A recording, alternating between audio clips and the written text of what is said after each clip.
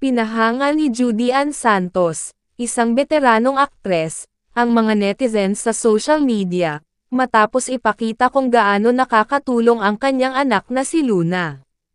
Noong Martes 2 ng Hulyo, kinuha ni Judy Ann ang kanyang opisyal na social media, para mag-upload ng serye ng mga timelapse, na video na kuha niya kasama si Luna.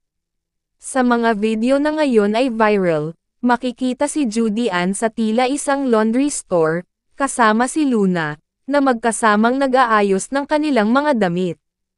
Gayunpaman, ang ikinamangha ng mga netizens, ay ang katotohanan, na alam din ni Luna kung paano patakbuhin ang mga washing machine, sa pangangasiwa ni Judy Ann.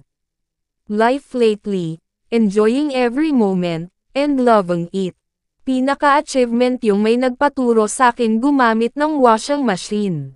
Isinulat niya. Kasunod ng balitang ito, pinuri ng maraming netizens si Luna, gayon din si Judy Ann, sa pagtuturo sa kanyang anak, na gawin ang mga pangunahing gawain tulad ng paglalaba.